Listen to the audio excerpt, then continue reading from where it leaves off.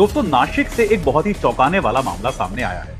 आप इमेजिन कीजिए कि देश की सबसे बड़ी आईटी कंपनीज में से एक टीसीएस में बहुत सारी महिलाएं जो हैं, उनका एक ऐसा अकाउंट सामने आया है जिसमें उन्होंने ये कहा कि उन्हीं की कंपनी के सीनियर एम्प्लॉइज जो हैं, उन्होंने उनके साथ सेक्सुअल हैरेसमेंट किया, यौन उत्पीड़न किया, उनके साथ जो है विवाह का झांसा देकर शारीरिक संबंध बनाए और उनको धर्मांतरण के लिए प्रेरित किया। और ये सब काम करने में कंपनी की जो एचआर मैनेजर थी, ये भी उनके साथ मिली हुई थी।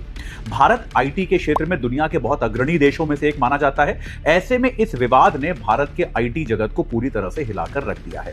याद रखिए कि भारत में अपनी इच्छा से धर्म का पालन करने और धर्म को बदलने की स्वतंत्रता है, लेकिन जबरन धर्मांतरण करने की आजादी हमारा संविधान नहीं देता।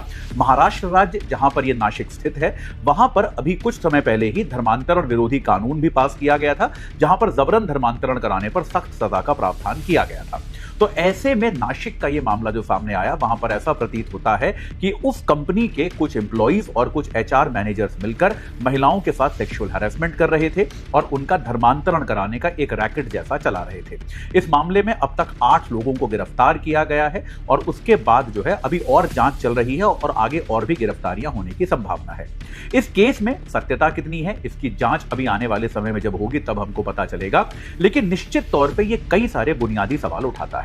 पहला सवाल ये कि भारत की बड़ी बड़ी कंपनियां जैसे टीसीएस जैसी कंपनी में भी अगर किसी महिला ने सेक्सुअल हैरेसमेंट की कंप्लेन करी तो एचआर के पास इतनी शक्ति कैसे आ गई कि उसने इस कंप्लेन को इग्नोर कर दिया।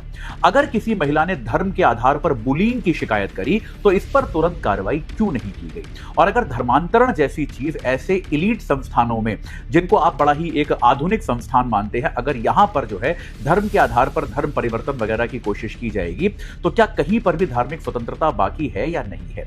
तो हमारे जो वर्क प्लेसेस हैं, हमारी जो काम करने की जगहें हैं, वहां पर सभी के अधिकार बरकरार रहें, खास तौर पे महिलाओं के, ये जिम्मेदारी हम सब पर आ गई है। तो एक बार आप सभी कमेंट सेक्शन के माध्यम से जरूर बताइए कि आपका इस मामले के बारे में क्या सोचना है और इस पर जो है सरकार को किस तरह के कदम उठाने चाहिए।